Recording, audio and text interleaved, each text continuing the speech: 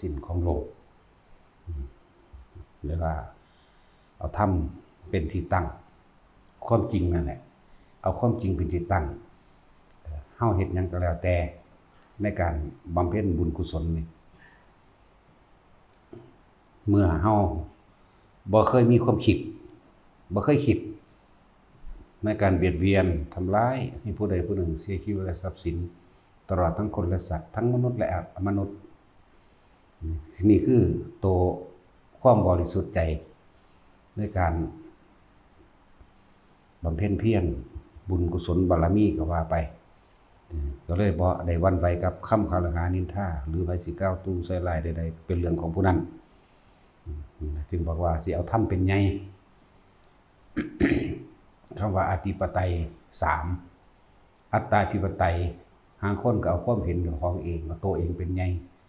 โลกาธิปไตยคือเอาเสียงส่วนมากของคนส่วนรวมเป็นใหญ่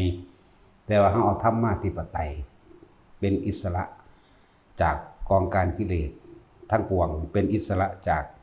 ความผิดและความถูกของคนทั้งโลกที่เขามาตัดสินว่าผิดว่าถูก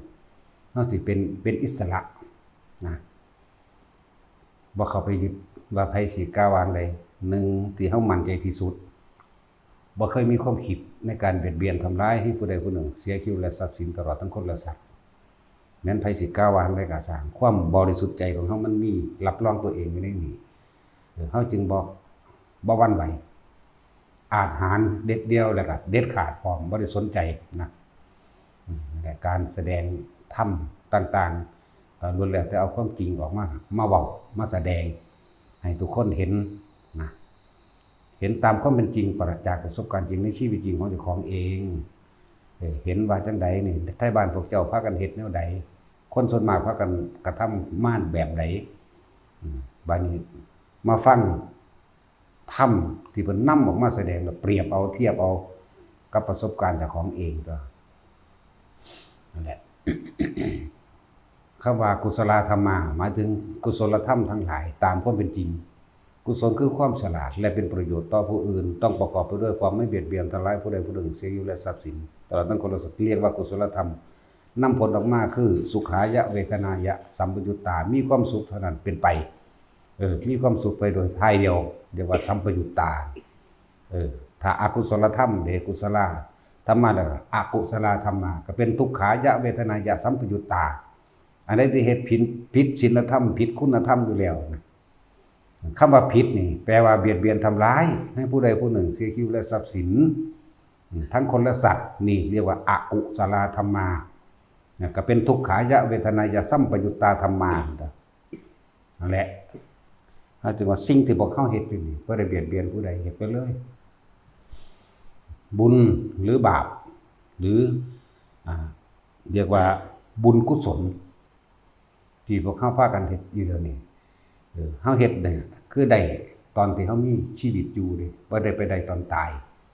อันนั้นเป็นการรับผลมันแล้วแหละวิบากมันนั่นแหละบ่แม่นว่าคนตายแล้วจังทำบุญหาสิได้บุญบ่แม่นแบบนั้นเด้สิพาเฮ็ดให้เบิ่งเป็นตัวอย่างอยู่เดี๋ยวนี้แหละแต่ละคนคนเฮามันกระทำสิ่งใดมีความเคยชินในการคิดนึกถึงเรื่องกุศลมันก็เกิดกลายเป็นผลเป็นบุญให้เกิดความสงบร่มเย็นในตัวเองตอนที่มีชีวิตอยู่นั้น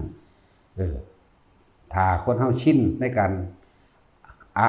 กุศลเป็นบาปอกุศลนั่นบ่ล่ะเขาชินแนวนั้นเมื่อเขาตายแล้วความรู้สึกของเขาไปกับพวกมันก็ไปนรกของมันเองส่วนผู้ทำเป็นบุญกุศลกับบาปอกุศลนี่เห็นบ่นี่มันก็ไปตามไปตาม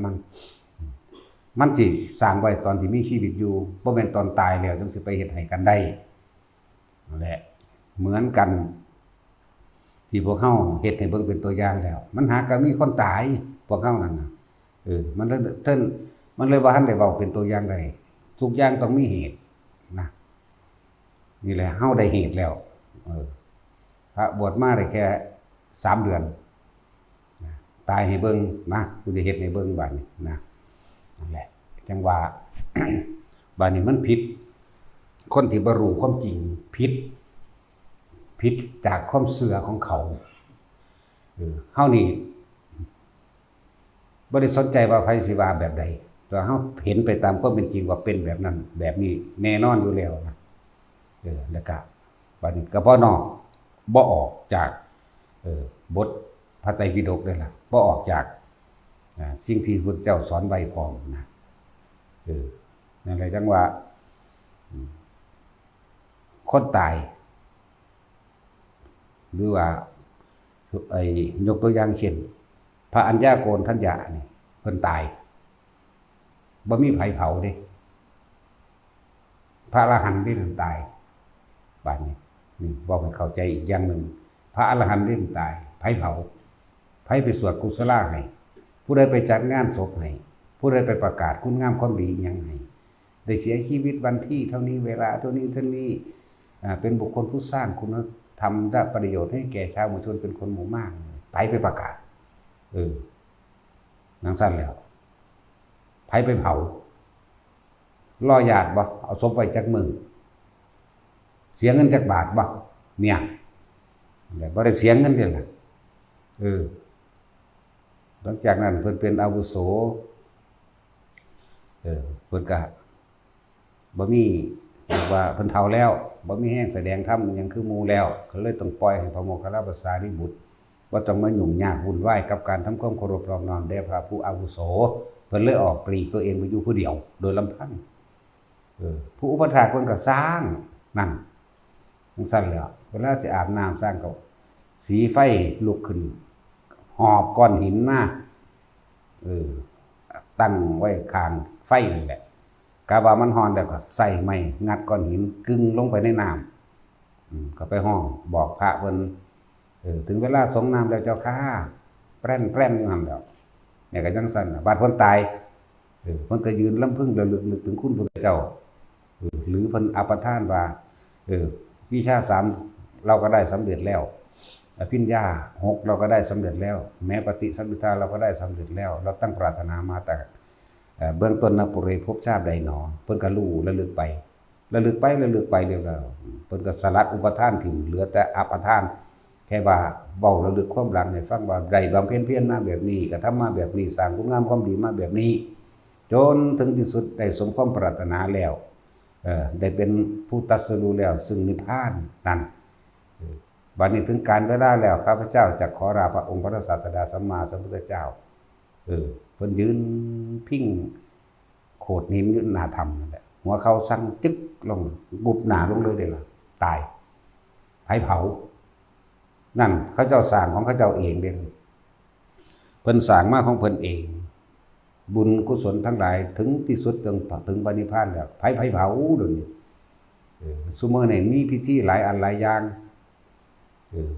ซุมื้อนี้เนาะที่เฮาเห็นนั่น งานศพแม่นเจ้าสิมีเงินบ่มีเงินก็สร้างแต่ว่าด้วยความเชื่อและเชื่อไปตามประเพณีและเชื่อบุคคลที่สมควรเชื่อคือคนเฒ่าคนแก่พาเฮ็ดมาแบบนั้นเลยพากันเฮ็ดตามกันมาแต่ว่าแฝงเข้ามาอีกมีการตั้งให้กลุ่มคนกลุ่มหนึ่งอย่างเช่นอสมหรือหยังก็แล้วแต่สิตั้งขึ้นมาในหมู่บ้านเพื่อเป็นการหากินผู้นี้เอาค่าเต้นเด้อเอาค่าเต้นค่าเก้าอี้ค่ากลางโต๊ะกลางนั่นแหละก็จัดดอกไม้เด้อร่วมกันผู้นี้เป็นโฆษกประกาศนั้นนี่เด้อแล้วก็มีการเอาศพไว้นานๆแล้วก็มีความเชื่อว่าวันอังคารเผาบ่ได้มันแข็งโอ้ยวันพระเผาบ่ได้มันบ่ดีวันนั้นวันนี้ดู5มื้อ6มื้อ7มื้อเขาเบิด7-8 แสนเขาได้บาทนี่มีเงินบ่มีเงินก็สร้างพอแต่ความบ่รู้ของสำหรับคนบ่มีเงินก็ได้ไปกู้มายืมมาเห็นบ่ไปกู้มาไปยืมมาเด้ผู้จ่ายเงินดอกก็มีซุมื้อนี้นั่นเอาดอกยังแพงอีกเฮ็ดจังได๋จำเป็นสำคัญคือมีความเชื่อแบบตายใจว่าต้องเฮ็ดไปตามพิธีกับผู้เฒ่าผู้แก่พวกนี้พาเฮ็ดเข้าใจบ่ล่ะเลยเสียเงิน 300,000 400,000เขาขนาดบ่มีเด้นั่นแหละเป็นความเชื่อเพราะทำตามประเพณีสืบต่อกันมา1เชื่อเพราะบุคคลผ ผู้นั้นในบ้านนั้นสมควรเชื่อเพราะเขาเฒ่าเห็นบ่ล่ะนั่นใช่แล้วแต่กับเสียงคนหมู่มากเห็นบ่นี่โลกาธิปไตยพวกจะเอาคนหมู่มากเป็นใหญ่ก็เลยคอยตามเขาเฮ็ดไปซื้อว่าสิแล้วงานศพ300,000 400,000นั่นว่าแต่คนมีเงินแน่700,000 800,000นี่ก็ในระดับบ้านนอกเฮาบ้านอีสานเฮาถ้ามีเงินขึ้นไปอีกโอ้ยเท่าใดล้านแล้วนี่คือความเชื่อว่าเชื่อว่าแม้กระทั่งตายแรกๆจูดบังกระโพกบ่ยิงปืนบ่เคาะขอล้อตะกี้เพิ่นขอล้อขอล้อปังๆๆๆแล้วก็ยิงปืนแก้โป้งนั่นว่าจูดบังกระโพกแน่จูดอันนี้แน่หรือตีนี่อิหยังกระสังเนี่ยมันดังๆบอกทางไปสวรรค์เบิ่งดูจังซั่นแล้วแต่มันง่ายมันกูบ่เฮ็ดแมงกูก็ฆ่าคนก็กักซะก่อนว่ากูตายซุยิงปืนบอกกูไปสวรรค์เด้อยิงขึ้นนำฟ้านั่นบ่ล่ะจังซั่นแล้วนี่คือความเชื่อซึ่งไม่ใช่ความจริงบุญและบาปมันสร้างไว้ติดไว้ในใจในความรู้สึกในความสำนึกในสัญญาไว้เรียบร้อยแล้วบัดนี้ก่อนที่สิตายคนเฮามันสิมีนิมิตเกิดขึ้นเรียกว่าคตินิมิตคติแปลว่าทางไปนิมิตแปลว่าจุดมุ่งหมายหรือนิมิตหมายหรือสิ่งที่เห็นนั่นแหละจุดหมายนิมิตนั่นไปหั่นคนที่มักลักปลาขอนเขาก็สร้างลักเป็ดลักไก่ลักปลาคงลักผักลักหญ้านั่นอันนี้น้ำเสียงไห้ทั้งหน้าเขามักลักเห็นอันยังอยู่พอเอาใดเอาไปเบ้อก็เกิดความเคยชินจ้ะคนพวกมักอันอย่าคิดได้ว่าความสวยอย่างอื่นสิบ่เกิดขึ้นแม้กระทั่งแค่คำโกหกคนฉีดตัวหน้าฉีดตัวหลังคำพูดหน้าคำพูดหลังไม่ตรงกันความสวยอย่างอื่นแน่นอนบักไหลแล้วล่ะแต่หาแอบเบิ่งเขานั่นนี่กันลักจกนั่นนี่กันขี้โกงนิดๆหน่อยๆเอาไปหลอดมันสิเห็นภาพต่างๆว่าตัวเองถูกไล่ห้องเขานั่นแหละนิมิตตัวนั้นสิเกิดขึ้นคติคือทางไปเจ้าสิไปตามนิมิตหมายนั้นนิมิตหมายนั้นจุดหมายนั้นเจ้าไปแน่ตายซ้ำพอดีกลับไปโลกนรกเลยเด้อแล้วพวกยิงปืนตุ้มตามกันบอกในทางสวรรค์เด้อพวกจังซั่นมันหากินบ่ขึ้นดอกเรียกว่าบ่ร่ำบ่รวยหยังดอกบัดนี้ก็กรรมก็ส่งผลมากับลูกเต้าแล้วหลานทั้งทุกข์ทั้งยากคือแล้วครั้งเคยไปหายืมเงินยืมทองมาเพื่อสิจัดงานศพอีก3 มื้อ 4 มื้อเขาเอาเบิดไป300,000 400,000นำเขาเผาไปนั่นแหละกรรมเป็นเผ่าพันธุ์นั่นแหละกรรมเป็นทายาทคนที่เกี่ยวของสมรู้ร่วมคิดนำกันก็รับกรรมไปนำกันเด้อยากว่าล่ะนั่นแหละรับแบบนั้นว่าคนเฮามันขึ้นอยู่กับตอนที่เฮามีชีวิตสั่งสมจนเกิดความเคยชินอุปนิสัยโจรอุปนิสัยพาลก็เป็นไปตามโจรตามพาลที่เจ้าของเฮ็ดน่ะทุกอย่างมันมีเหตุบัดนี้คนที่ไปทางดีก็อุปนิสัยไปในทางสั่งสมบุญกุศลมักซอยเหลือผู้นั้นผู้นี้โดยบ่ได้หวังหยังหรือขนขวายในทางอันทำให้เกิดบุญทำเกิดกุศลขนขวายไปในทางที่ไม่เป็นไปโดยความเบียดเบียนทำร้ายให้ผู้ใดผู้หนึ่งสิ่งใดทรัพย์สินขนขวายเป็นทางที่เป็นประโยชน์นี่บ่มีผลข้างเคียงโดยการเบียดเบียนให้ผู้ใดเดือดร้อนดอกชักจูงชักชวนคนเข้าวัดเข้าว่าฟังธรรมชักจูงชักชวนทำบุญบังหันแนะนำบังหันเด้อเพิ่นปฏิบัติดีเด้อนะชักจูงชักชวนเพื่อให้สวดมนต์บทนั้นบทนี้เด้อคำสอนพระพุทธเจ้าแบบนั้นแบบนี้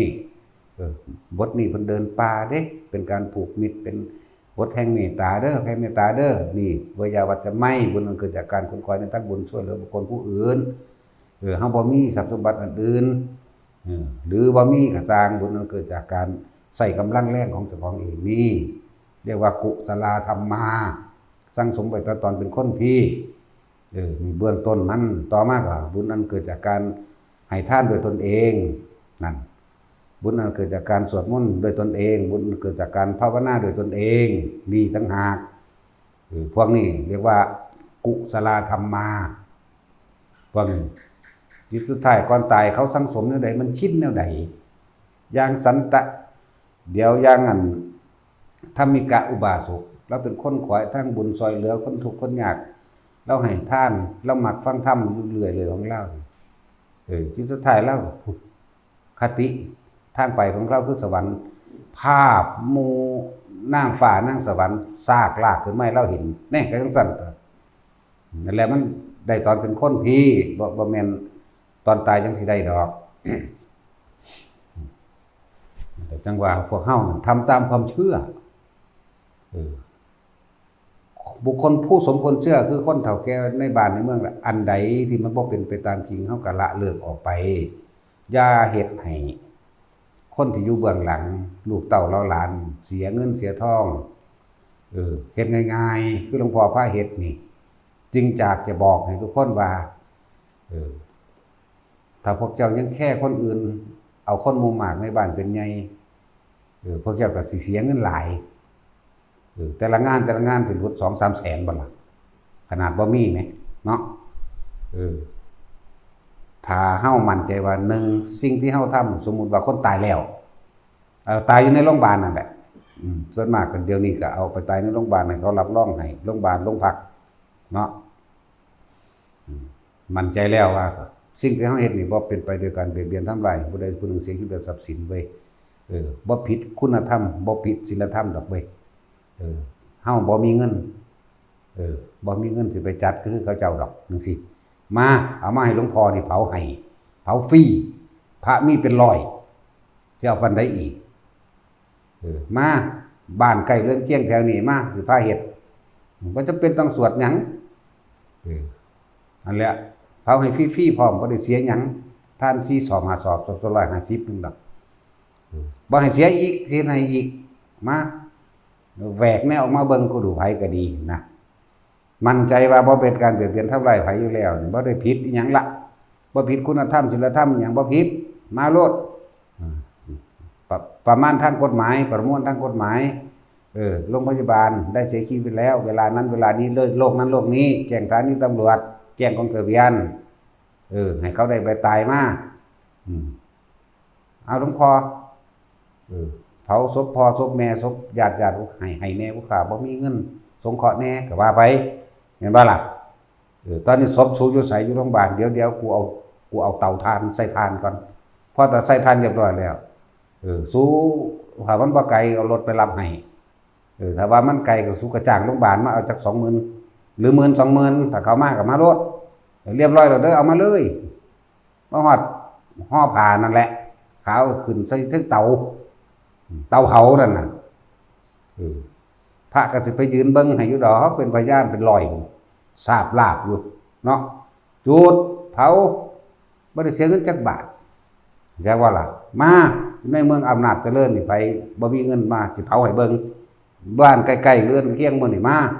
เสียให้ดอกจะให้ฟรีๆพวกเจ้าสิบ่เสียเงินจักบาท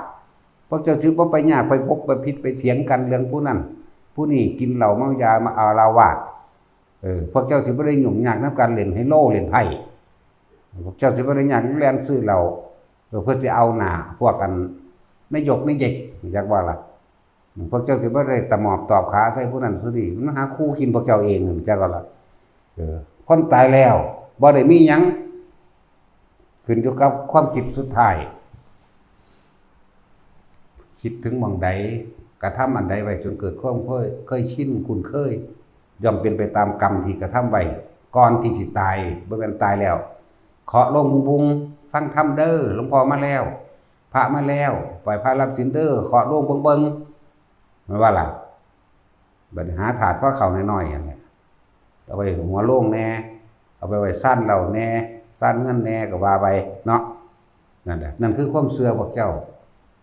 พระสวดนี้แล้วกินข้าวเด้อบาดนี้สิไปกินเลยใจมันตายบ่ปลาแห้งบ่นี่คือความจริงที่นำมาเล่าให้ฟังเสือบ่เสือก็สร้างแต่ว่าเฮาก็บ่ไปตามที่เฮาเห็นนั่นแหละบ่ได้เสียเงินจักบาทพี่น้องเขาบ่ได้ผิดเถียงกันสมมุติว่าพ่อแม่ตายมึงตัวมึงได้มูลหลายผู้นี้มึงเลี้ยงแม่มึงเอาบางหันบางนี้ว่ากูก็บ่ทันได้หยังเด้ มันเถียงกันแต่พันได้ตกภาษาทั้งผิวเผาพุ่นเนาะนั่นแหละจังซั่นแล้วบัดนี้พวกกันหัวดีหรือพวกกันมักเล่นไฮโลหรือบางพวกที่บ่เข้าใจหยังอุ้ยอย่าไปได้วันอังคารมันล่ำเผาบ่ได้ผิดบ้านผิดเมืองแม่นบ่ล่ะจังซั่นตัวอุ้ยถึงวันพระ15ค่ำบ่ดีจักอย่างมันว่าเนาะโอ้ยไปบ่ได้เดี๋ยวนี้ผีตกปราสาทคนนั้นคนนี้บ่ได้คลำอีหยังมาสิเผาให้ใหม่คือเก่าจังซั่นแล้วสิเอาเท่าใดพระอยู่ในนี่บ่ให้เสียใส่ร่องดอกอยู่นี่บ่ได้มาบวชมาเอาช่องเด้หมู่ภิกษุสงฆ์บวชเข้ามาในนี่บ่ได้ว่ามาบวชเอากฐินบ่ได้มาบวชเอาผ้าป่าบ่ได้มาเอาช่องขาวบ่รับงานศพบ่ไปไสมุ่งหน้าตรงอย่างเดียวเบิ่งดูกำลังของพวกทรงชาติมันสิทรงพวกเจ้าได้อยู่บ่ให้สวดหยังสู่ทรงชาติอย่างเดียวแล้วก็บอกอจิรังปฏิจังกายโยนี่เห็นบ่นี่บอกคนเป็นพี่เด้เอาสู่ไปพิจารณาเบิ่งเด้อสังขารทั้งหลายเกิดขึ้นแล้วหาความจริงแท้แน่นอนบ่ได้เมื่อตายแล้ววิญญาณไปปราดหมดความรู้สึกตั้งกายแล้วบ่ต่างกับท่อนไม้ท่อนฟืนไม่ต่างจากท่อนไม้ท่อนฟืนพวกสูก็สิคือกันเฮาก็สิคือกันเนี่ยอจิยังวะยังกะโยอธิสิเสตุตัวอเปตะเบญญโนนิรัตถังวะกะลิงกะลังนี่เป็นบทหนึ่งเนี่ยที่ให้เพิ่นว่านั่นว่าคือว่าให้เจ้าของเด้นั่นบ่ได้ว่าให้คนตายจักว่าล่ะที่ว่านั่นน่ะแล้วต่อมาก็อนิจจาวัฏสังขาราวัฏวัจธรรมิโนปชิตวรุชันติสังขารทั้งหลายตลอดความคิดนึกทั้งหลายมีความหมุนเวียนเปลี่ยนไปแต่ก็หาความจริงลังอย่างยืนบ่ได้บ่มีหยังเที่ยงแท้แน่นอนความเข้าไปหยุดระงับในความอยากได้อยากดีอยากมีอยากเป็นนั่นเด้อว่าหยุดสังขารเป็นความสงบอย่างยิ่งนี่คำที่2ให้เขาพิจารณาตัวเขาเองคำที่3สัพเพธรรมานารังอภินิเวสายะสิ่งทั้งหลายทั้งปวงมันก็เกิดขึ้นทั้งหลายแล้วนี่บ่ควรเข้าไปยึดมั่นถือมั่นควรปล่อยมันไปเสียนั่นคำบาลีที่ว่าไป3ศัพท์นี่ดีคำแปลพี่สอนคนเป็นบ่ได้สอนคนตายคนตายแล้วนั่นมันสิเอาหยังไปสอนก็ยังก็ตายเมื่อวิญญาณไปปราดหมายถึงตายเบิดความรู้สึกทางกายแล้วเป็นดุจดังท่อนไม้ท่อนฟืนนี่แหละบอกให้พวกเจ้าผู้ใดว่าถ้าพวกเจ้ามั่นใจนะว่าบ่เป็นการเบียดเบียนทำลายผู้ใดเสียชีวิตและทรัพย์สินเจ้าสิอยู่เชียงใหม่เชียงรายลำปางลำพูนโอ้ยบ่มีเงินเฮ็ดค่าศพแล้วกูตายแล้วเฮ็ดจังได๋นอจ้างรถโรงพยาบาลนั่นมา 2-3 หมื่นแต่ว่าถ้าพวกเจ้าไปเผาอยู่ในบ้านพวกเจ้าอีก 2-3 แสนแม่นบ่ซั่นต่างกันบ่ล่ะมาหาหลวงพ่อเผาให้แน่บ่ยากพระหมู่สงฆ์อยู่ในนี่ทรงชาติเป็นเบิดอาศัยกำลังชาติกับพาพวกเจ้าไปนี่แหละจึงบอกว่าผู้ใดตายก็ตายก่อนหลวงพ่อเด้อซ้ำกว่ามีชีวิตอยู่ถ้าหลวงพ่อตายแล้วตัวไปตัวมันเด้บ่มีผู้ใดมาบายพวกเจ้าแบบนี้เด้เนาะหรือย่านตายจะบอกว่าแม่ซี่พวกนี้ย่านตายหลวงพ่อตายก็สิสมน้ำหนามันสิไปหอดใส่บ้างเนาะบ่ได้ย่านเด้นี่เดี๋ยวนี้ก็ได้เด้กักไปโลดอันดีนั่นแล้วสั่นแล้วอะไรจังว่าบัดพวกเจ้าฟูว่าอยู่ภาคใต้นราธิวาสเนาะพังงาสงขลายาลามาถ้าไปเผาอยู่พุ่นมันเบิด 300,000 400,000เมารถมาโลดมันก็เบิด 2-3 หมื่นเท่านั้นแหละมาฮอดนี้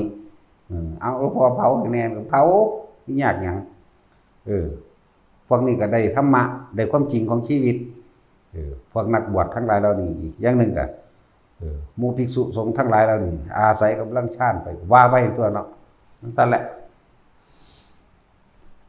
บ่หาตั้งแต่ไปสวดยังได้ดอกบ่สวดยังก็ได้คือเก่านั่นแหละนั่นแหละจังว่ามันก็แล้วอยู่แม่เนาะคือเผาได้คือเก่าใหม่อยู่เด้เนาะบ่ว่าอันเผามันหรือผู้นั้นผู้นี้บ่มาบ่ใหม่บ่มีทางมาเผาแล้วกูนี่ใหม่เบิดมันสิอ้วนใหญ่ปานใดมาแต่แล้ว ก็เฮาเฮ็ดอยู่ตอนนี้บัดนี้สิเป็นอันบ่แม่นเลียไร่เด้รู้จักบ่นี่ขนขวายโดยบอกทั้งบุญตอนนี้เฮากำลังเฮ็ดเตาเผาค่าเหล็กเขาก็ซื้อมาแล้ว20,000 กว่าบาทส่วนสร้างบ่ได้จ้างให้อันหยังบับบี้ตะกี้เอิ้นบักบับบี้เดี๋ยวนี้ก็เอิ้นคือเก่าแต่ว่าจะมาเอิ้นนำเด้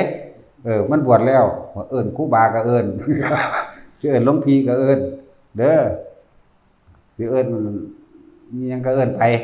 แต่ว่าไปในทางพระนั่นแหละเดี๋ยวนี้ก็เอิ้นคือเก่าบักหามึงคือเก่านั่นแหละคือเน้นต้นนี่หลวงพี่ต้นครูบาต้นเห็นบ่ล่ะเน้นต้นอยู่คือเก่าอยู่เด้เวลาฝ่ามือใส่ก็ใส่คือเก่านั่นแหละนั่นเสร็จแล้วสร้างก็มีนั่นแหละพอใหญ่เล็กน้อยพอเล็กแม่น้อยเป็นผู้พาไปซื้อของอยู่บนบุญเพื่อเช็ดเตาเผาบ่แม่นเมนแต่ว่าเฮ็ดเป็นเตาเผาผู้ใดที่ได้เคยเบิ่งไปแล้วก็แบบนั้นแหละผู้ใดที่เบิ่งเฮาถ่ายทอดสดหรือว่าแช่ไปแล้วเฮ็ดไปแล้วแบบนั้น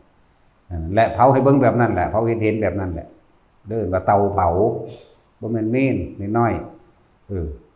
ถ้าคนอ้วนใหญ่แน่ก็สิบ่ทัน6 ศอก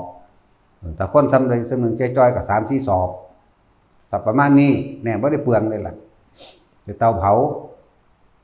นั่นแหละใหม่อยู่เด้ล่ะผู้นั้นเขาสิเว้าพระตายซ้ำเด้พระเด้นั่นตายบ่แม่นภิกษุธรรมดาอยากว่าบ่แม่นคนตายเด้พระนั่นแล้วเขาให้เบิ่งแล้วเด้ล่ะใหม่อยู่ญาติมาบ่ทันซ้ำตัวญาติเขาเจ้าอยู่ไสอยู่หนองคายเนาะญาติเขาเจ้าส่วนใหญ่นั่นน่ะมีญาติอยู่นี่บวชเพิ่นก็บวชคือกันนะเพิ่นก็มาเฝ้าสิวางได้บอกมันก็เลยผู้บาตีบหรือหยังนี่ล่ะผู้ใดตีบผู้ใดเรื่องผู้ใดยังชื่อบ่ได้มันหลายก็สั้นแล้วญาติเขาเจ้าเดินทางมาทางนี้เผาเรียบร้อยยามเช้ามาไปเคลียร์เอาขี้เถ้าอยากได้กระดูกเอาไปเพราะว่าทางเฮานี่คือเอาไปใส่อันเป็นใบน้ำเงาไม้แม่เอาเฮ็ดเป็นปุ๋ยได้บ่ได้เอาไปบูชาได้สิบอกให้เอาใส่เงาม่วงแน่ใส่เงาบักฮุงแน่เฮ็ดปุ๋ยนั่นเด้จังซั่นแล้วอันนี้จังบอกบ่ได้ผิดหยังจักว่าล่ะถ้าทางกฎหมายพวกเจ้าก็ไปโรงพยาบาลเซ็นรับรองแล้วแจ้งทางโรงพักสถานีแล้วก็ให้ทางรถโรงพยาบาลเวลมาก็ได้ตัวเนาะมาเผาหลวงพ่อนี่เผาให้ดอกย่านหลายเผาฟรีพร้อมสั่นแล้วแต่อันพวกเจ้าเด้อบอกแล้วคือประกาศไปแล้วพวกเจ้าสิอยู่ภาคใต้ภาคเหนือภาคอีสานภาคกลางหรือทั้งฝ่ากระสร้างแต่อยากให้เผามาเอามาหรือใต้ดินกระทำอยู่อเมริกาคนก็เอามาได้ทั้งนั้นแหละพวกเจ้าเสียมาเอาเองได้ล่ะค่ารถค่าเครื่องบินก็แล้วแต่พวกเจ้าเด้แต่ว่านี่เผาให้นั่นแหละว่าสิเฮ็ดให้ดอกขนาดพระอรหันต์ตายหลายองค์มันมีผู้ใดไปเผาเพิ่นเด้เพิ่นนั่งพระอรหันต์ตัว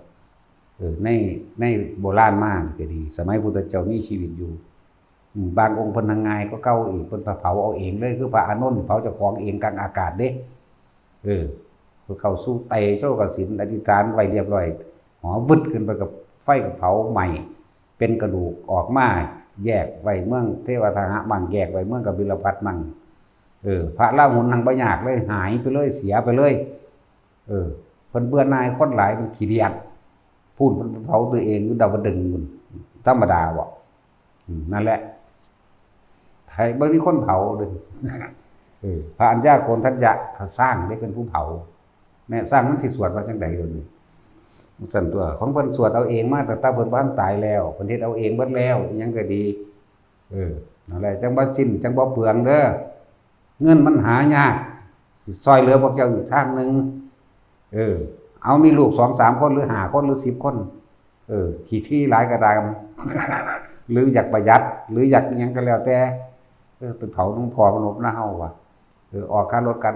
พุละ500พุละ1,000 2,000ก็มาติล่ะเนาะเท่านั้นนึงเด้อล่ะเด้อเมื่อผู้ใดอยากกันร่วมสร้างเตาเผาก็บริจาคมาโลดในวันนั่นแหละ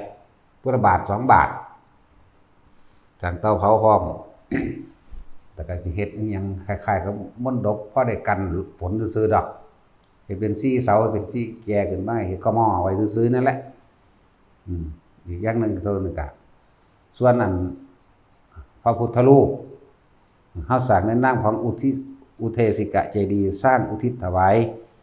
เพื่อระลึกถึงคุณของพระพุทธเจ้าก็สร้างทั้งลานเขาอยู่สุพรรณบุรีให้เขารอมาองค์หนึ่งพระแก้วใสขาวใสนั่นแหละจะร่วมก็ร่วมบ่จะร่วมก็สร้างสิเอาไปตั้งไปเป็นพระประธานอยู่ในหม่องนั้นเอาพระพุทธเจ้าล่ะเป็นประธานอยู่หม่องข้างๆกันกับเตาเผาเฮานั่นแหละผู้ใดเห็นแล้วก็สิฮู้จักก็ดอกผู้ใดเห็นเฮาเผาอยู่นั่นฮู้จักดอกว่าเอาไปตั้งไว้หม่องใดนั่นก็สิใส่กระจกแก้วแก้วพลาสติกครอบไว้หรือเฮ็ดมนต์ดบใส่นะองค์น้อยๆบ่ได้ใหญ่ดอก60 นิ้วนี่แหละองค์นั้นราคาโดยประมาณ150,000นั่นแหละบ่ประมาณล่ะเอาเน็ตล้วนส่วนเตาเผาเขาก็จ่ายค่าเหล็กค่าหลาไปแล้ว 20,000 กว่า 20,000 เท่าใดล่ะ 25,000 หรือ 16,000อิหยังเขานี่แหละประมาณนั้นผู้ใดอยากร่วมก็ร่วมมาอันใดมันเป็นประโยชน์ก็เฮ็ดไปบ่ต้องไปสนใจว่าผิดกฎหมายกับไผดอกเฮ็ดไปเลยธรรมสิปกป้องคุ้มครองเฮาเองคือความจริงกับความบริสุทธิ์ใจที่เฮาเฮ็ดเฮาบ่เคยคิดเบียดเบียนทำลายผู้ใดเสียชีวิตและทรัพย์สินเลยเฮาบ่เบียดเบียนไผแต่ว่าจะมาเบียดเบียนเฮาก็บ่ยอมคือกันเนาะเฮานี่ปฏิบัติธรรมนี่เฮาไม่เบียดเบียนทำร้ายใครหรอกแต่จะมาทำร้ายกู จักว่าล่ะก็เฮาบ่ไปเฮาอยู่กับหม่องแต่มาหาเฮาถ้าเป็นการเบียดเบียนก็ต้องปกป้องตัวเองเป็นธรรมดาซุมื้อนี่มันเถื่อนวงการสงฆ์ซุมื้อนี่เถื่อนเด้อบ่เถื่อนเฮาก็ต้องปกป้องตนเองได้นะเรื่องสั้นแล้วเห็นบอกมีทหารเรื่องพระเรื่องสงฆ์องค์เจ้าอยู่นั่นไปก็ดีบ่แน่จริงอยู่บ่ได้เด้เพราะว่ามันเถื่อนคนพาลมันหลายเรื่องสั้นแหละฉะนั้นเฮาต้องปกป้องตนเองต้องจิตใจกล้าหาญเด็ดเดียวตายอยู่แล้วจักบ่ซาเกิดมาหากินซ้ำตายซื่อบวชเข้ามาก็บวชไปตายแล้วบ่ได้บวชเป็นแมงหยังดอกเข้าใจบ่ล่ะตายเป็นคติตัวอย่างตายโดยอุดมคติมันก็สมคนตายแบบนั้นแหละเหตุโลดผู้ใดมาเมียนแมงเลย ผู้ใดไม่เบียดเบียนเราไม่เบียดเบียนทำร้ายใครแต่เราก็ไม่ยอมให้ใครมาเบียดเบียนทำร้ายเราเช่นกันฟังดีๆเด้เขาไม่ได้ไปหาเรื่องเบียดเบียนจากบอกแต่เขามาเบียดเบียนเขาก็ต้องป้องกันตัวลักษณะนั่นแหละคือเขาเห็นนั่นแหละสิ่งที่เขารักษาอยู่เนี่ยคือพระวินัยนี่แน่นคักเราเด้ทันเลยพระวินัยออกจังปันจะเป็นเรื่องผิดกฎหมายเด้แต่เรื่องพระวินัยมันแน่นคักเราเด้ไม่จักว่าล่ะบวชพม่านี่เฮาเฮ็ดตามพระวินัยเฮาเฮ็ดตามพระวินัยเฮาเฮ็ดตามธรรมเฮาเอาธรรมเป็นใหญ่เรื่องสั้นเด้สิมาหาเรื่องอันนั้นอีกกับเฮาบ่ได้เว้าอยู่ตลอดโอ้ยเมตตาโง่ๆมันบ่เอาล่ะแต่จริงบ่โง่ดอกแต่เบิ่งไปแล้วอ้าวมันบ่ได้คนพาลสันดานหยาบแต่เฮาบ่จัดการบ่ได้เด้นั่นแหละให้เห็นตัวอย่างอย่าย่านแต่บาปหลายบ่ต้องย่านบาปเจตนาเฮาบ่มีคนละอย่างกันนั่นแหละเว้าให้หมู่ภิกษุสงฆ์ทั้งหลายปกป้องตัวเองบ่แม่นว่าคนบ่เคยเห็นบ่เคยฮู้บ่เคยคุกคีกับเฮามาหาเรื่องจังได๋ก็ค่อยตามไปนำเขาผมบ่ได้มาหาเขาเฮากินมันบ่ได้มาสร้างวัดซอยเฮาหญ้าต้นนึงมันก็บ่มาลกซอยเฮาตัวเฮานี่ถางมือแตกเบิดหนาม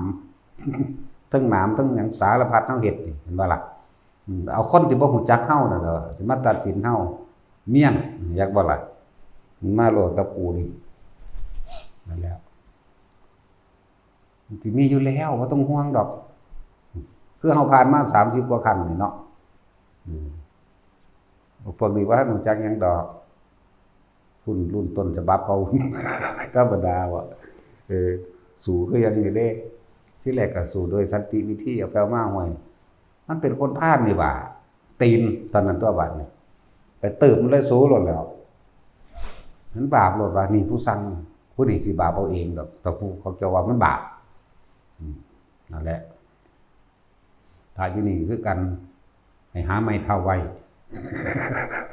ไม้เท้าพระพุทธเจ้าอนุญาตไม้เท้าไว้เพื่อป้องกันตัวเองเด้จากสัตว์ร้ายอย่างว่าสัตว์งูขี้เข็บแต่คนมันใจสัตว์กับสัตว์ร้ายอย่างว่านี่เอาไม้ไผ่เด้อไม้ไผ่ตันๆมันก็อนุญาตไม้เท้าที่เกิดจากไม้ไผ่ก็ได้เลยหาไงเอาตันๆหนักๆจัก2 เมตรพอดีเลยฟาดกกหูมันหลดถ้าสัตว์ร้ายมาจักว่าล่ะว่าความจริงเด้มาเบื่อเก่าหลดเลยกูอนุเคราะห์สงเคราะห์มึงคักแล้วบัดนี้กูสิให้เคราะห์มึงถ้าเกิดเบื่อมึงมาบัดนี้นะเบิ่งแล้วบ่คือบ่อาจสามารถประสานสมานมิตรได้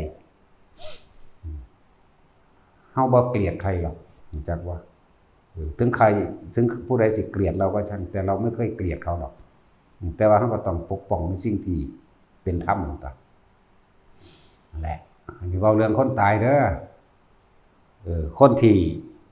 นั่นมันบ่ได้ไปได้บุญมันบ่ได้ไปได้หยังกับที่พวกเจ้าไปจัดงาน3 มื้อ4 มื้อนั่นนี่ดิมันสิไปได้บุญบางใดตั้งไพ่ไฮโลก็เล่นเต็มอยู่การพนันเราก็เกิดขึ้นขางัวขาควายอีกหรือขาสัตว์ต่างๆหอยแข้งแมลงผู้กับสัตว์ทั้งนั้นแหละสั่งอันนั้นมาสั่งนี่มาเป็ดมาไก่มาอันนี้มาแม่นบ่ซั่นคิดดิคนตายสิไปได้บุญบางหันมันบ่ได้เลยนะจิตสุดท้ายความคิดของเขาที่คิดถึงเรื่องใดเล่าใดไปแล้วผู้เคยสร้างบุญก็ไปทางบุญไปทางสุคติโลกสวรรค์ไปมนุษย์และสวรรค์ไปสู้สร้างบาปอกุศลลงเปรตมั่งอสุรกายมั่งเดรัจฉานมั่งไปแล้วมันบ่มาได้ตนนี้เด้ทั้งสั้นแล้วนั่นแหละแต่ว่าอยากสิ้นเปลืองเอามาหลวงพ่อจุนเผาให้พระอันบ่แม่นพระดอกให้พวกเขาบวชมาเอาซ่องนั้นเบิดงานแหมมันรุ่นแต่คนตายได้แต่ละมื้อมันบ่มีเงินซื้อเลขเนาะมันรุ่นสิไปงานศพเขาเด้แต่ไปเอาฮอสักนิจาพวกพ้นเป็นเจ้าอาวาสเนาะฮออนิจามันเอาผู้เดียวจากมันซ่องใหญ่มันมีเงินในหันหลายให้เขาปฏิบัติธรรมให้เขาปฏิบัติตนเองนะเว้ยบ่แม่นหลอกลวงคนพาคนถูกเก่าๆอยากบ่ล่ะพาคนถูกเก่าๆโอ้อดเอาไว้จัก7 มื้อ8 มื้อแม่เดี๋ยวมันคิดไปหันอีดีเด้อเขาแจกซ่องสวดกุศลาแล้วพวกนี้ไปรับจ้างจากวันนี้นักร้องเอานักร้องไปร้องเอาค่าจ้างส่วนเบิ่งแบบโอ้ย100 เดียวนึงแม่มึงเอ้ยเด้เห็นเราได้แนวมันนี่ก็ดีบ่คุ้มเลยว่าซั่นเอ้าออกแห้งแมงมึงได้บ่คุ้มของเฮามีแต่เอาคืนให้มีแต่เอาให้หลายกว่าเก่าคนที่ตายเฮ็ดอยู่นำบ้านผ่าเฮาก็ให้เงินเฮาก็ให้เฮาบ่เคยไปเอาเลยนั่นแหละถ้าจากม่อนไปมีเราอย่าหวังว่าสิไปมีเรามียามีการพนันมีเรายาปราบินผิดพระวินัยบ่ไปเฮาบ่ได้ไปเฮ็ดเอาเงินไผแม่จังซั่นแล้วเขาลบนับถือบ่นับถือสร้างแมงเด้อันนั้นเนาะแล้วแต่หีแมงเด้บางหันมาสิแมงมันอยู่พร้อมคือจังซั่นแล้วเป็นตามีคนมาม่อนอยู่บัดนี้ม่อนก็บ่ไปเด้บ่ได้สะออนไผเด้พุ่นแนวทางพุทธเจ้าวางไว้แล้วเฮ็ดนำผู้นั้นพระวินัยพุทธเจ้าบัญญัติไว้เบิดแล้วพระธรรมเพิ่นบอกทางเบิดแล้วให้เขาไปสู่ความจริงให้เขาไปเห็นความจริงให้เขาไปฮู้ไปเห็นนั่นนี่นรกสวรรค์ก็เห็นเอาเองมาแล้วเห็นมาเบิดแล้วจนกล้าเว้าออกนำออกมาแสดงนี่แหละพระเหตุคนแถวบ้านมื้อนี้พวกเจ้าบ่มีเงินมาก็สิเผาให้พวกเจ้าก็เหลือเงินไว้ใช้ในครอบครัวพวกเจ้าแม่ว่าล่ะให้มันเบิดงานในอันพวกบ่รู้จักฝึกหัดปฏิบัติธรรมเนาะมันล่อลุ่นแล้วผู้นั้นสิตายผู้นี้สิตาย มันเป็นกกเป็นเราเด้บ้านนั้นตายเอิ้นนี่เด้อเพราะว่ามันหน่อยเด้อันแต่ละบ้านมี2มี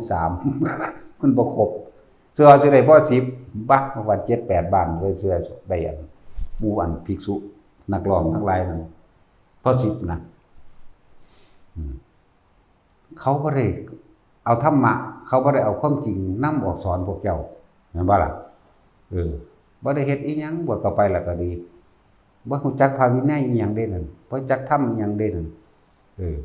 ยิ่งบวชเข้าไปหาบอกหวยบอกเบอร์จังสั่นจังซี่โอ้ยถ้ามึงแน่จริงคือบ่บอก24งวดโลดเนาะปีนึงมันมี12เดือนมันออกเดือนละ2เทื่อก็24ตัวนั่นแหละของประเทศนี้บอกเขียนให้อากลากเลยของประเทศนั้นประเทศนั้นประเทศนั้นบอกมันออกแบบใดก็บอกไว้เลยบอกมันคนขายพุ่นบอกมันขายอยู่หันสว่างสั่นใส่เสื้อสีน้ำสู้ไปซื้อหม่องหันโลดพุ่นมั้ยตำทาเห็นนิ้วมืองอกๆแง่งๆยังกุดกินขี้ทูดกูได้แม่พวกมันบากันแล้วนี่แม้ความจริงที่เอามาบอกให้ฟังหรือพวกดูดวงดูหยังมันดูหาพ่อหาแม่มึงบอกเจ้าเกิดวันหยังให้มันเขียนวันดีปีวันเดือนปีเกิดได้อีกเนาะมันคือบ่เว้าไปโลดแต่มันหูสั่นตัวมันคือบ่ดูตัวเองล่ะแล้วพวกขายขอตุ๊ดของขังของเขิงอย่างหาเอ้ยพวกเฮ็ดว่าก่อนตายเบิดแล้วมันพากันเฮ็ดอยู่เราตามความเป็นจริงนี่ถ้ามันกันได้มันนั่นนี่ได้พระพุทธเจ้าเฮ็ดแล้วเด้เพิ่นเฮ็ดแล้วสักลิงสักลายสักเสือพญาครุฑพญานาคข้างคกสักขี้เกียมขี้กระป๋อมอีแขกแม่งโงดแม่งงอดขี้เข็บแม่นบ่ซั่นสาริกาลิ้นทองว่าซ่านสักนั้นสักนี้พุทธเจ้าเฮ็ดก่อนแล้วถ้าว่าโอ้มันได้อีหลีนี่เพิ่นก็บอกพระโมคคัลลาไปเป่าแล้ว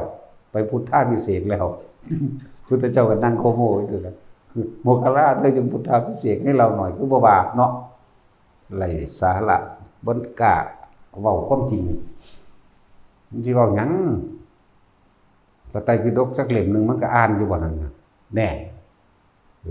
บทเข้ามาแล้วเพิ่นก็บอกแนวอยู่คันธาธุระคือหยังก็ศึกษาคำสั่งสอนของพระพุทธเจ้าศึกษาพระวินัยตัววิปัสสนาธุระเมื่อศึกษาดีแล้วก็ออกฝึกหัดปฏิบัติตนเองเพื่อให้เห็นความจริงของตนของสัตว์โลกตัวนี่ได้ล่ะหม่องเพิ่นสอนบ่แม่นว่าให้ไปหาหวยบ่แม่นว่าให้ปลุกเสกเลขยันบ่แม่นว่าไปดูดวงบ่แม่นว่าให้ไปหาเลิกงามยามดีขึ้นบ้านไม่แต่งการแต่งงานพอไปหาเลิกคนแต่งงานมันเป็นสังฆาทิเศษมันสิรู้จักแม่มึงหยังแต่ตัวเองแต่งตัวเองก็ยังบ่ได้รู้เรื่องอยู่ชีโพโอโหดเอเฮ็ดรู้จักบ่ล่ะนี่คือเอาพระวินัยเตือนกันเด้นี่บ่แม่นเอาดีใส่ตัวเอาชั่วให้คนอื่นคือมันผิดพระวินัยคือมันผิดธรรมผิดความเป็นจริงฟังให้มันเป็นสูสิวางได้ก็สร้างหิแม่สูคือเก่าล่ะว่านี่ก็เลยบ่ได้เงินอยู่แล้วนี่แล้ว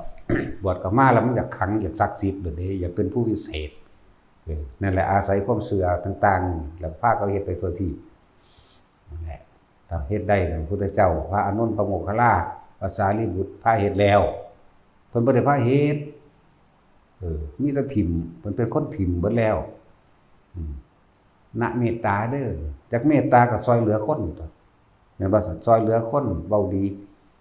มีกิริยามารยาทอ่อนน้อมถ่อมตนเป็นผู้คน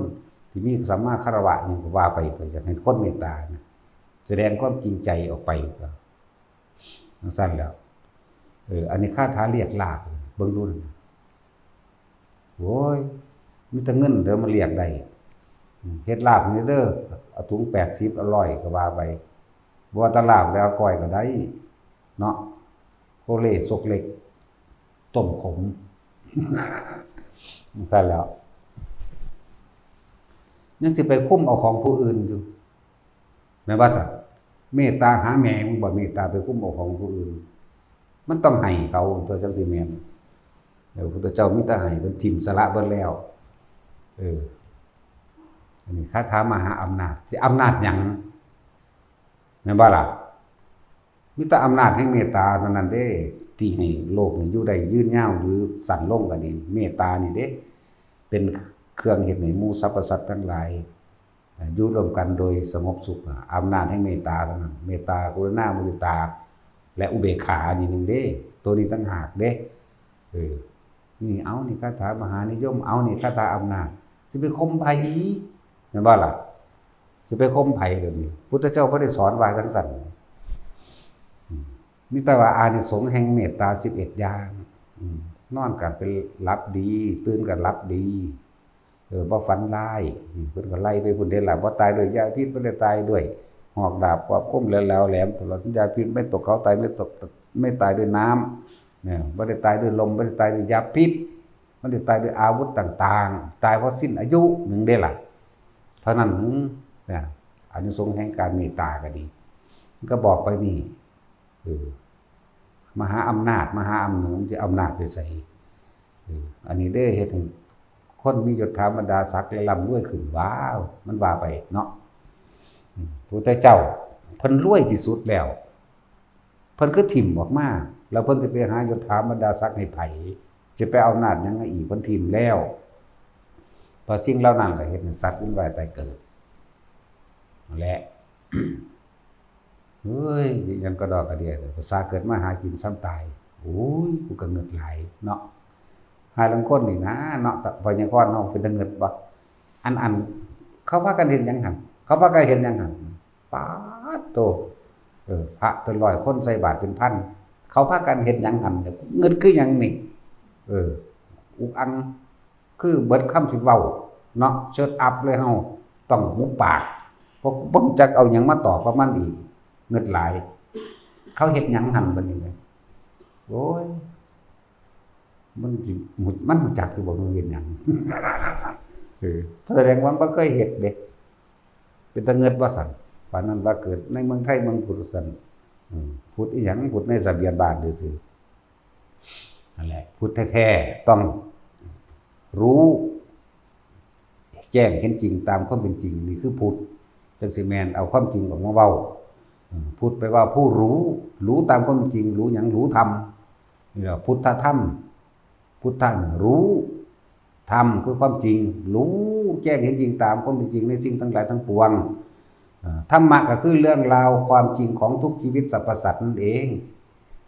ธรรมะนี่แปลว่าเรื่องราวความจริงของทุกชีวิตสรรพสัตว์ถ้ามีความโลภคิดแบบนี้เมื่อบ่ได้ดังใจโลภเด้โกรธโมโหมันว่าสั่นฆ่ากันตายหลงฆ่ากันตายหลายอย่างในหันแหละจะคิดแบบนี้จะกระทำแบบนี้พูดแบบนี้มีอารมณ์แบบนี้จะเวียนว่ายตายเกิดแบบนี้มามีความเกิดก็ต้องมีความบ่เกิดนั่นสั่นแล้ว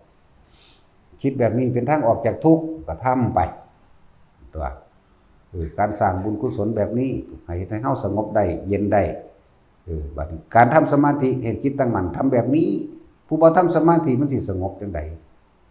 ผู้บ่เคยทำสมาธิผู้เคยฟังธรรมมันสิไปหูจักที่จักแดนอีหยัง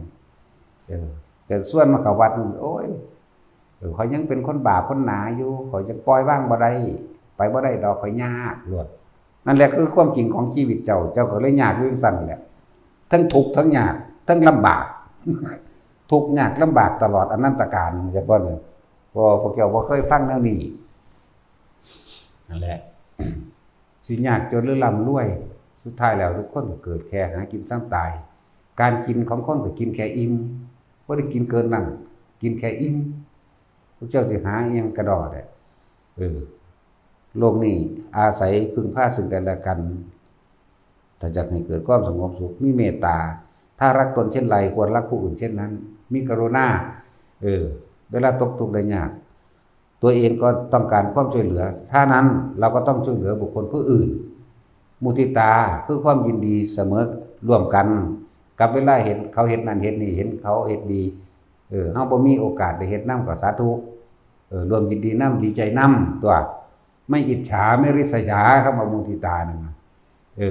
โตบางอย่างบ่อาจสามารถสิลือลังบ่ได้ต้องมีอุเบกขารองรับนี่ต่างหากอำนาจที่ทำให้สัตว์โลกอยู่ร่วมกันได้โดยสงบสุขสันติสุขก็ว่าไปตัวนี้ต่างหากหรือว่าอำนาจบ่แม่นอำนาจไปข่มเหงคนอำนาจแห่งเมตตาและอานิสงส์แห่งเมตตาก็ว่าไป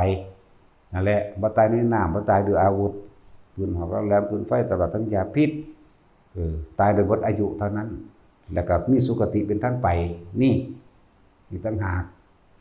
นั่นแหละมื้อนี้บ่หาแต่เว้าลึกล้ำหยังดอกเว้าเรื่องนั้นงานศพแต่พวกใดบ่มีเงินมันยากมาเผาหลวงพ่อมาเผาให้ดอกพวกเจ้าสิอยู่ไกลบันไดถ้าพวกเจ้าคิดมันเด้อพวกเจ้าสิขาดทุนหรือใดกำไรมันใดก็คิดเอาตัวอยู่พังงาอยู่สงขลาอยู่นราธิวาสเผาอยู่นี่กูหมดตั้ง 400,000 บ่จ้างรถเข้าไปสัก 3-4 หมื่นมันคุ้มกว่ากันเนาะ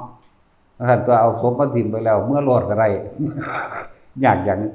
เอาถิ่มไปแล้วเมื่อโลดเมื่อน้ำรถที่เหมามานั่นแหละ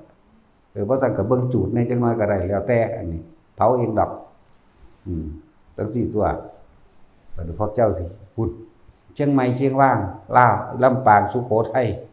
นครสวรรค์จันทบุรีอยากมาก็มาที่เนาะโอ้ยเว้ามาบ่ทุกจังหวัดแล้วเด้อนี่บ่มีเงินเผาอยู่ทางนั้นด้วยว่าก็พากันมาติเหมารถอันโรงพยาบาลมาเอาเผาให้แน่แล้วทิ่มไปเลยเมื่อน้ำรถนั่นแหละเนาะเว้ยเฮาหาเฮ็ดให้คักปานนี้แล้วเว้ยหยังก็ดีเนาะเพื่อให้เห็นนี่แม่มันสั่นแล้วบ้านใกล้แถวมื้อนี้บ่ได้เสียเงินจักบาทดอกมาโลดเขาบ่มีรถใส่ล้ออยู่มาเอาสุกมาแต่พอใหญ่ค้อนตายก็บอกบักอามใส่รถมาโลดโทรมาหาหลวงพ่ออันเตรียมฟื้นในพอใหญ่ค้อนตายแล้วได้โรงพยาบาลว่าซั่นเดี๋ยวกูเอาอันเตาเผามากูเอาทานใส่ก่อนอ้วนในจักหน่อยใส่4 ศอก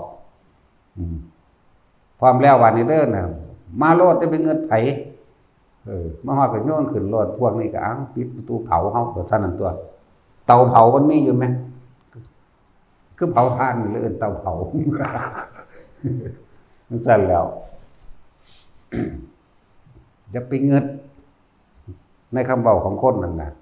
ในเมื่อเฮาบริสุทธิ์ใจว่าบ่ทำลายเบียดเบียนไผบ่ผิดประเพณีบ่ผิดใดๆทั้งสิ้นแต่มันผิดใจคนซื่อๆจังว่าล่ะมันบ่ได้ไปสวรรค์หรือตกนรกอย่างนำผิดประเพณีหรือถูกประเพณีเด้ตัวเองเฮ็ดไว้แต่บ่ทันตายไปได้หม่องมันสิไปหรือสิมาแนวใดก็ดีแล้วตัดสินตายนี่ใกล้ๆนึงตัวแต่ว่าอย่าไปย่านคนบ้านเจ้าอันนั้นกับพวกนั้น 2-3 คนสั่งพวกเฮาอยู่แล้วกูบ่สั่งกูฮักกูคือหยังนี่กูก็ท่าเผาสูตัดสินตายจังสิกัดทางโรงพยาบาลเส้นให้แล้วนะไปเอาเองดอกก็ได้ตัดสินแต่เล่าเป็นผู้ขับรถเฮาบิณฑบาตเฮาก็ไปเอาศพแล้วมาเผายากหยังเนาะตัดสินหรือ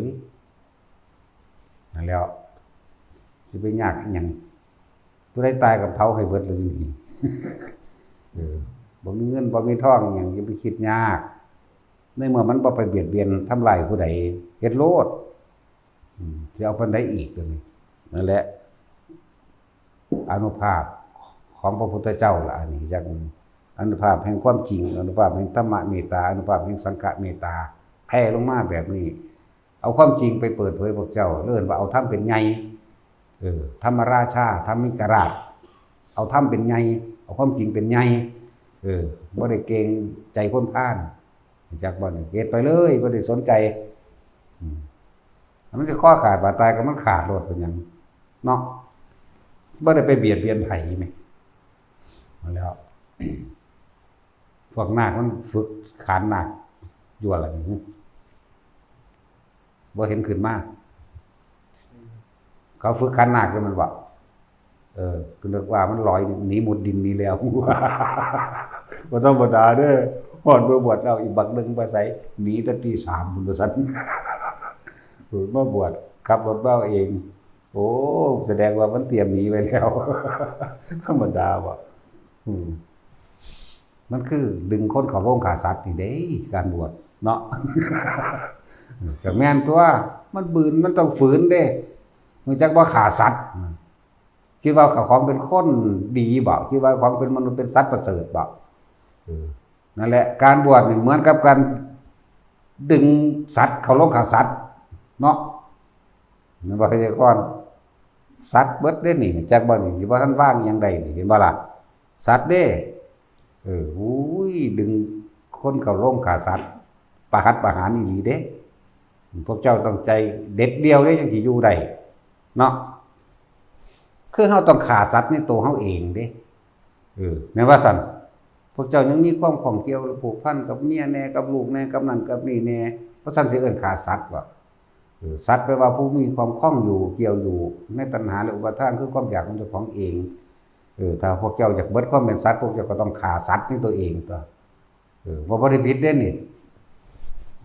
หรือไผสิว่าผิดก็แล้วแต่ฆ่าความเป็นสัตว์ในตนเองตัว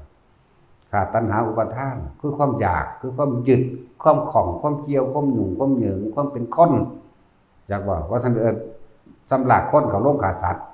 คนไปว่าวุ่นไปว่าไหว้วุ่นไหว้ในความอยากได้อยากดีอยากมีอยากเป็นนั่นแหละจะมีการลักปล้นกี้ข่าและข่มขืนข่มเหงสารพัดเหตุเป็นไปพวกเจ้าต้องฆ่าสัตว์ด้วยตนเองออกให้มันได้ตัวนั่นเดียวตัณหาตัวเดียวละสัตว์ก็เลยอยู่ในเจ้าของเองเนี่ยว่าเฮาเว้าคำหยาบติหยาบก็หยาบสำหนังงัวหนังควายนั่นแหละนั่นแหละว่าความจริงเบิดล่ะแต่ก็จริงไผจริงมันคือว่าเนาะแต่พวกปฏิเสธว่าใดเอาหน้ามันเกิดมาแค่เพียงตายนั่นแหละว่าใครก็ดีหากินแค่ซ้ำตายนั่นแหละโยธาบรรดาสัตว์ใหญ่บันไดก็ป้องกันตายบ่ได้หมอสิพาตัดเก่งบันไดก็สร้างก็พาความตายให้ได้อยู่บ่มีแต่พาตายนักกฎหมายมันคือบ่ออกป้องกันตายให้กูแน่มาสิไม้มึงนี่เนาะมีแต่มาออกมาเพื่อสิข่มเหงคนตำรวจก็คือบ่จับความตายให้แน่คือมีแต่ไปจับกินเงินกันเองอยู่เนาะแม่นบ่สัตว์โอ้ยว่ามาละศูนย์ว่ะคือบ่จับความตายไว้อย่าให้มันตายเนาะอันนี้มีแต่ฆ่าการตายแย่งเงินแย่งทองแย่งยศอำแหน่งอำนาจเฮ้ยจังซั่นแล้วพวกกันอีกหลายร้อยอสงไขยจังสิได้มาเป็นไส้เดือนได้กิ้งกือตลอดทั้งปวกธรรมดาบ่เอาเถอะหน้ามึงกินเงินพวกประชาชนคนหมู่มากเงินหลวงเงินแผ่นดินพวกเป็นหนี้แผ่นดินบ่ธรรมดาเด้อให้มึงรวยไปเถอะมึงรวยไปตายนั่นแหละก็กินอิ่มเขากันละกับเฮาเนาะบ่กล้าว่านอนป่านอนดงกับเฮาดอกสวะสว่างอยู่พวกนั้นบ่ได้ยันเขาขาเนาะกอดเงินอยู่หั่นแล้วกอดเงินกอดตำแหน่งกอดเก้าอี้อำนาจมันจะขาดตัวตายตัวอำนาจนั่นแหละอำนาจทั้งโลกล้วนแล้วแต่ขาดจากของตายเบิดนี่แหละตายจากความเป็นคนตายจากความเป็นมนุษย์เหลือไว้แต่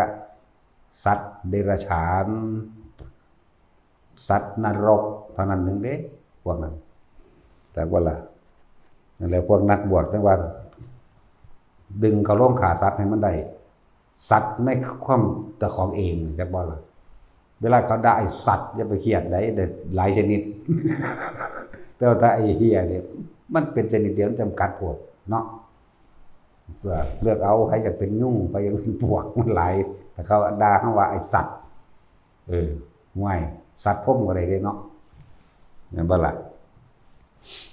นี่เว้าเรื่องพวกนั้นเด้อคนที่เอาของแผ่นดินไปของหลวงกินงบประมาณก็สร้างหรือคอรอแคแลกับปูนสอบนึงอิฐหินปูนทรายนึงก็แล้วแต่ตะปูดอกนึงก็สร้างก็จะก็เป็นหนี้ไปตามนั้นถ้าคิดได้ก็พากันชำระหนี้แผ่นดินเพิ่นพาเฮ็ดดอกนึงสร้างถนนหนทางเป็นการดำเนินความสะดวก2ไปร่วมการสร้างโรงพยาบาลจังซี่หรือซื้อรถพยาบาลก็ว่าไปนี่เป็นการชำระหนี้แผ่นดินสร้างอะไรที่มันเป็นสาธารณะโรงเรียนสำหรับคนหมู่มากโรงเรียนมื้อนี้ก็ได้หลายอยู่แล้วแนวมื้อนี้ถนนก็แม่นเฮาก็เฮ็ดอยู่แล้วสะพานข้ามแม่น้ำต่างๆแล้วก็ที่พักริมทางนี่ก็เป็นของหลวงในบ่ซั่นก็จังซี่อื่นบ่ได้คิดได้ก็ชำระหนี้แผ่นดินซะให้มันออกจากความบริสุทธิ์ใจว่ากูเฮ็ดจังซั่นอีหลี แต่ก็คอยเฮ็ดไป5 บาท10 บาท20 บาทเฮ็ดไปตัวแต่ว่าพวกนั้นด้วย100 ล้าน10,000 ล้านพันล้านมันบ่ฟังเฮาดอกมันแต่สิมีแต่หาวิธีมาฆ่าเฮาแล้วบักห่านี่คือเว้าความจริงแท้เด้อันเด้บ่ได้ย้านเด้แต่มันย้านมันสิเฮ็ดบ่เนาะผู้ผู้เสียควานถามเขาบ่ย้านเพิ่นเอ้าโอ้ยแต่เขาย้านเขาสิเฮ็ดบ่ก็ซั่นแล้วก็คิดเบิ่งแหน่คือเขาถามว่าเขาเจ้าพากันเฮ็ดหยังหั่นคนใส่บาตรกักๆมันบ่ฮู้จักว่าเขาใส่บาตรวะเนาะอีหยังเหลืองๆนั่นก็มันสิว่าไปหั่นเด้บัดนี้อีหยังคนคือเอาอีหยังใส่ไปในกระโปรงนั่นมันสิว่าไปหั่นเนาะจังซั่นแล้วเบ้ยเฮาต้องหุบปากเลยอยากหัวได้บัดนี้แนวนี้กูกับพี่แม่มึงว่าหนักกว่าหินอีกคือมันบ่จักหยังหัวทันตัวบ่มีแนวสิเว้าเลยพวกกับก้อนหินมันยังสิผุอยู่อันนี้เว้ากับหยังบ่มาจีแม่มันนี่พ่อแม่บ่สั่งสอนตันตัวและ พวกเป็นหนี้แผ่นดินพวกข้าราชการบ่รอดทุกคนว่าดีที่สุดก็คือเอาไปเฮ็ดงานส่วนตัวของตัวเอาเวลาราชการไปเฮ็ดงานส่วนตัวของเจ้าของแม่นบ่ล่ะจังซั่นตัวแต่ว่าพวกจังซั่นเขาก็รู้จักความอยู่เด้เขาก็ชำระของเขาเด้เขาก็มักทำบุญเด้แม่นบ่ล่ะจังซั่นตัวนี่แหละมันทั้งนี้น่ะนี่ว่ามีสงฆ์เด้มีสงฆ์นักก็หนีแผ่นดินเด้อยู่บอกให้สงฆ์นี่เป็นผู้สืบทำคำสอนอันบริสุทธิ์ของพระพุทธเจ้ามาแล้วก็มาสร้างธรณีสงฆ์เป็นแผ่นดินสงฆ์สร้างศาลาเป็นวิหารธาตุละธรรมเพื่อรองรับผู้มาปฏิบัติธรรมสุดแล้วแต่เป็นประโยชน์อันออกจากโลกประโยชน์อันออกจากความไม่กลับมาทำร้ายเบียดเบียนกับบุคคลผู้ใดอีกบ่มาแย่งเงินแย่งงานกับไปอีกบ่มาแย่งผัวแย่งเมียกับไปอีกบ่มาฆ่าสัตว์ลักทรัพย์กับไปอีกเข้าใจบ่ล่ะบ่มากินเหล้าเมายาฆ่ามนุษย์กับไปอีกมีต่างหากคือมันพ้นไปเลยมันเลยหนักกว่ากันอันนั้นยังว่าเป็นการบำรุงเลิกเพื่อกองการกิเลสอยู่ดอกกันแต่ว่ามันก็ดีอย่างนึงมันเป็นสาธารณประโยชน์บ่แม่นสาธารณกุศลสาธารณประโยชน์กับสาธารณกุศลคนละอย่างเด้ของเฮามันเป็นสาธารณกุศลเป็นไปด้วยความไม่เบียดเบียนทำลายของผู้ใดผู้หนึ่งชีวิตและทรัพย์สินนี่คือความฉลาดแหลมคมแหงเรื่องว่าสาธารณกุศลนั้นสาธารณประโยชน์คำว่าประโยชน์แล้วถ้าไผสิไปใส่ทั้งใดนี่ทั้งทำร้ายเบียดเบียนก็มีเนาะมันบ่ได้ขึ้นอยู่กับตัวนั้นมันขึ้นอยู่กับใจของคนผู้นั้นจังว่า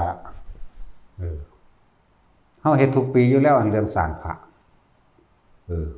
สร้างพระเพื่อเป็นอุเทสิกะระลึกนึกถึงคุณงามความดีของพระพุทธเจ้าเป็นบุญดังว่า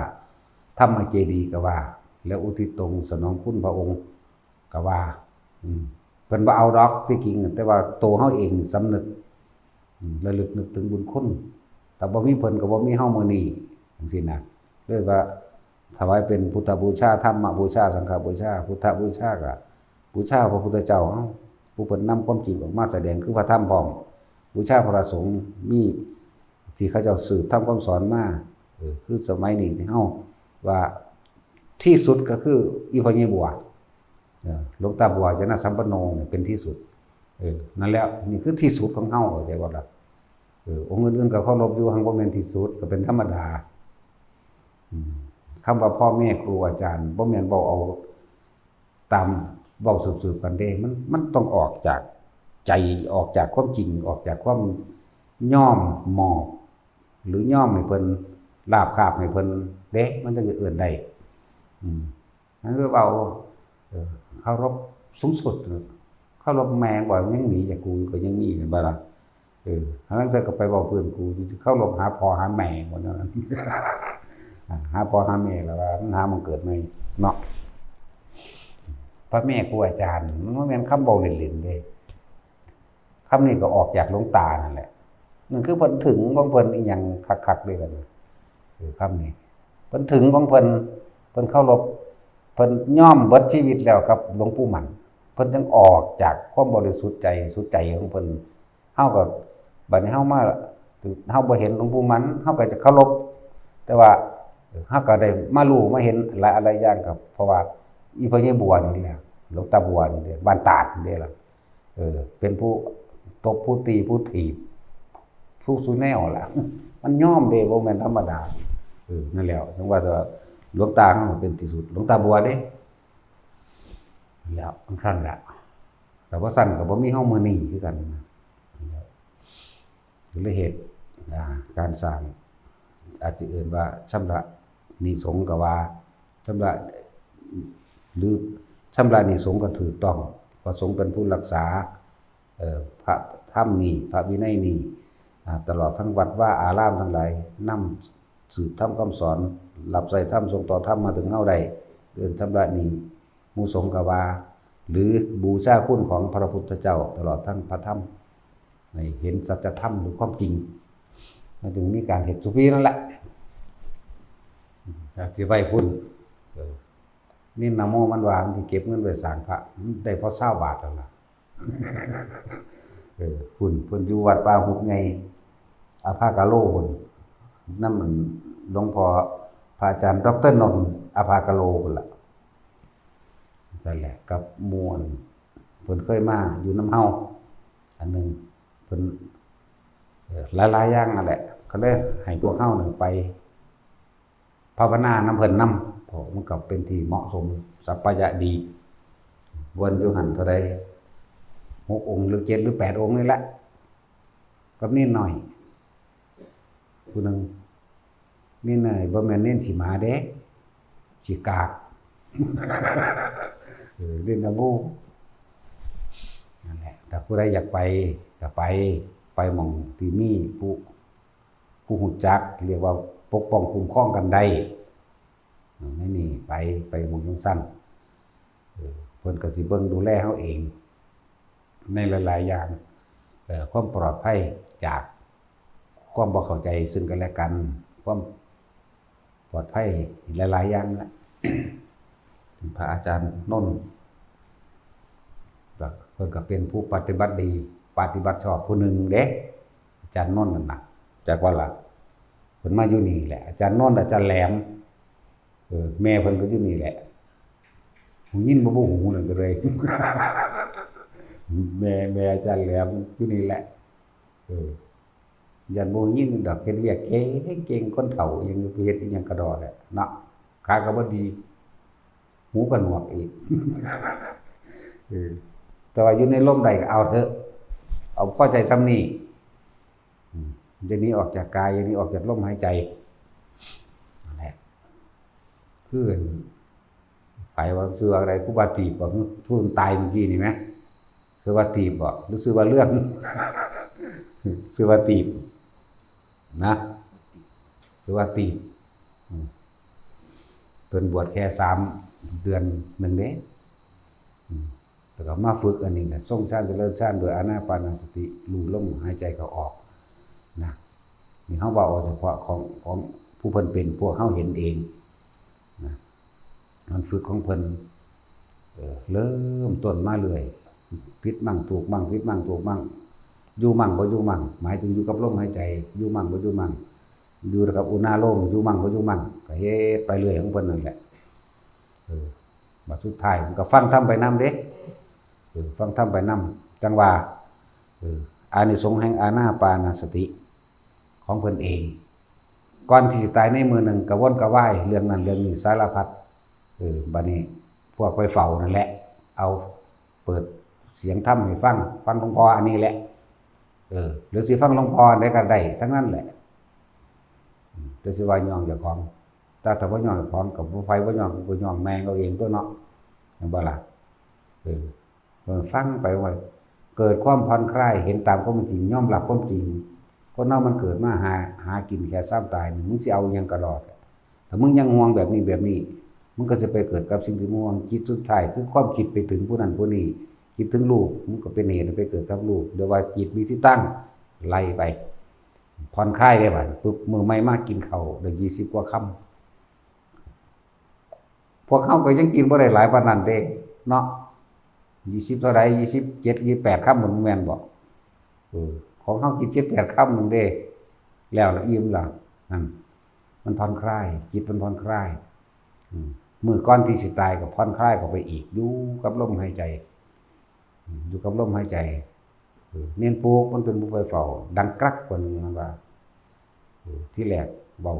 ก็เว้ากันเขาก็ถามกันแบบว่าคือเพิ่นบ่าเพิ่นบ่ย่านตายแล้วผมบ่ย่านตายแล้วผมหายห่วงนั่นนี่แล้วผมบ่มีความกังวลแล้วอยู่ในลมหายใจอยู่ไปเรื่อยๆถึงเวลาอะไรละบอกว่าหลวงพ่อมารับแล้วซั่นเสียงเปิดประตูก็แกล้กเข้าไปหังบ่มีคนเข้าไปมีแต่เสียงเพิ่นก็รับตาลงกดเสียงดังคึกคัก2-3 บาทแต่ขาตายซ้ำหลังจากตายแล้วสังเกตได้ว่านี่ผิวพรรณผ่องใสนี่จะบอกพวกตายโดยอานาปานสตินี่ผิวพรรณของเพิ่นเองผ่องใสแล้วก็นิ่มผ่องใสใครจะไปเยือนได้เหมือนเดิมทั้งที่เอาไปแช่ใส่ห้องเย็นไว้นี่ก่อนที่เอามาเผานี่คือพวกเขามาเตรียมเตาไว้ซะก่อน เตรียมเตาเตรียมถ่านไว้ซะก่อนทั้งนั้นว่าจะพึ่งเด้อว่าไอ้ทั้งนี้เอาเตาถ่านใส่เรียบร้อยซะก่อนยังเอาออกมานั่นแหละอย่างหนึ่งแต่ว่าโดยคนที่ตายในลมหายใจผิวพรรณเพิ่นนิ่มผ่องใสออกผิวออกสีเหลืองเหลืองก็มันเหลืองหุยๆเด้เหลืองไข่เทียนนะแล้วก็สังเกตอีกอย่างหนึ่งเด้อน้ำมูดน้ำคูดน้ำหนองไม่ไหลออกทางจมูกไม่ไหลออกทางหูไม่ฟูมฟายออกทางปากเข้าใจว่านี่ถ้าคนอื่นทั่วไปนี่บ่มีการฝึกบางที่มันก็ไหลออกทางปากกันบ่มันขึ้นไหลออกทางปากออกทางจมูกต้องเอาบักนุนยัดจมูกหูดังไว้ยัดหูไว้บ่ล่ะนี่คือคนนอนหลับธรรมดาอยู่เด้จับเบิ่งบางหันมันนี่ก็เฮ็ดแขนไปมาก็จับให้เบิ่งอยู่ได้ล่ะมันก็เลยนี่เห็นบ่นี่เฮาก็เอามือเฮาไปวางมือนี่เห็นบ่นี่มือคนตายโดยอานาปานสติเป็นแบบนี้เหลืองแบบนี้ผิวพรรณผ่องใสแบบนี้เนี่ยเทียบมือแต่ของเองเบิ่งแล้วก็จับเบิ่งนิ่มนวลดีที่แรกก็เอามาพับหน้าอกไว้เขาก็ดึงออกไว้ข้างนึงก็ยุ่งไปหั่นเอาเข้าก็ได้เอาออกก็ได้ไปจับเบิ่งแข้งเบิ่งขาเป็นนิ่มนวลดีนี่แหละเลื่อนว่าพระตายสบายธรรมดาคือคนนอนหลับพวกนั้นเขาบ่กล้าจับซื้อดอกพวกผู้หญิงนะพยันบาปจักศพบ่มีผู้หญิงผู้ชายล่ะทอนไม้ทอนฟืนแล้วเนาะยันบาปไม่แล้วถ้าไปคิดว่าดีมันก็บาปตัวเนาะจับเบิ่งซื่อได้คือเก่าแหละอันนี้ทั้งว่านี่คือคนที่ตายโดยอานาปานสติที่เฮาเห็นตะกี้เฮาบ่ทันได้เว้าไปมันบ่มีประจักษ์พยานเนาะอันนี้มีศพเป็นประจักษ์พยานเห็นแล้วเผาก็เผาให้เบิ่งแล้วบ่ได้เอาผู้ใดไปสวดไปมันจะบอกสอนเจ้าของเด้อนั่นอาจิรังวัตยังกายโยนี่สอนเจ้าของเด้อนี่ลังคนพวกนี้เกิดขึ้นมาแล้วสุดท้ายแล้วบ่มีหยังกี่ลังยังยืนเมื่อเบิดความรู้สึกทางกายก็บ่ต่างจากท่อนไม้ท่อนฟืนเด้อทุกคนเกิดมาต้องตายนี่เฮาแปลบาลีละอันนี้แปลภาษาเข้าใจง่ายๆจังซั่นแล้วต่อมาก็บอกว่านี่เด้ออนิจจาวัฏสังขาราความคิดทั้งหลายของคนเวียนไหวหมุนไปหมุนมาหาความจริงลังอย่างยืนบ่ได้ดอกนั่นแหละความเข้าไปสงบระงับดับสังขารหมายถึงหยุดความคิดได้ก็เป็นสุขอย่างยิ่งถึงตัวแล้วก็มาสรุปยอดให้ทำทั้งหลายทั้งปวงคือสิ่งทั้งหลายทั้งปวงบ่ควรเข้าไปยึดมั่นถือมั่นสัพเพธัมมานารังอภินิเวสายะอัตยอดธรรมนั่นแหละให้มันอยู่เหนือธรรมอยู่เหนือโลกคำเบานะก็เท่านี้นึงได้ล่ะให้พระว่าก็ว่าสอนเจ้าของอันนี้บ่ได้ไปว่าสอนผู้ตายผู้ตายมันต้องสิเผามันบ่มีวิญญาณบ่ได้รับรู้หยังเดียวหมดความรู้สึกคำว่าวิญญาณกายส่วนวิญญาณใจก็ยังหนึ่งจากว่าล่ะนั่นแหละเอาสมาทาน